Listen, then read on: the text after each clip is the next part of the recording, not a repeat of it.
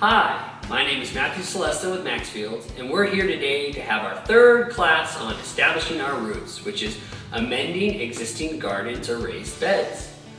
The tastiest food comes from the healthiest soils, and healthy soil comes from proper conditioning. We're hoping to create structure and diversity in our soils using Maxfield soil conditioner.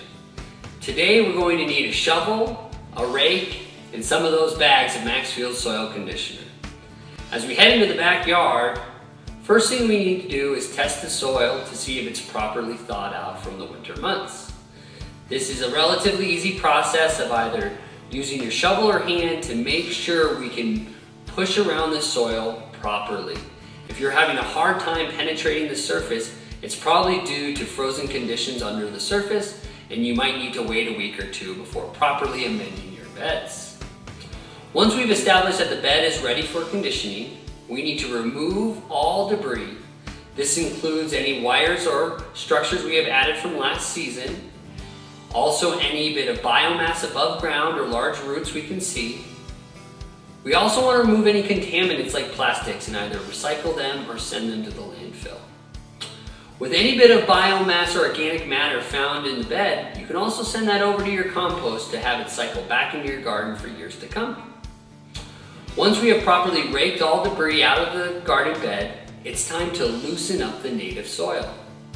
Take the shovel and systematically work your way from one end to the other, penetrating 3 to 6 inches down into the native soil. You should see a properly aerated and loose soil that can be raked and flattened. At this point, we want to measure the bed. Not only are we measuring the width and diameter of the raised bed or garden, but we also want to determine how deep we'd like to till Maxfield soil conditioner in with the native soil. Here today we have a bed that's 4 feet by 8 feet, which we are going to till in about 3 inches. Looking at the graph on the back of the Maxfield soil conditioner, we see we will need approximately 3 bags of soil conditioner to get through this process. Take the bags and evenly spread them over the garden bed and use the rake to smooth them out. At this point, we're ready to till the soil conditioner in with the native soil. Just like the loosening of the native soil from before, take the shovel and systematically move from one side of the bed to the other, making sure every part of the bed gets incorporated at a 50-50 ratio of soil conditioner to native soil.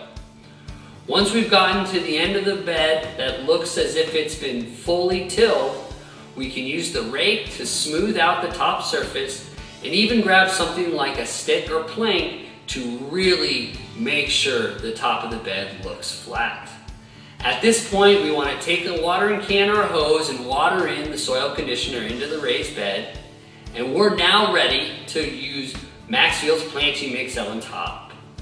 Stay tuned for a video based on using the planting mix on top of the bed to help transplant or sow seeds directly in. And stay tuned for our next video, which will be how to make your own raised bed if you already don't have one. Like always, subscribe to our YouTube channel, follow us on Facebook, Pinterest, or Twitter, and sign up for our newsletter at www.maxfieldorganics.com. See you soon.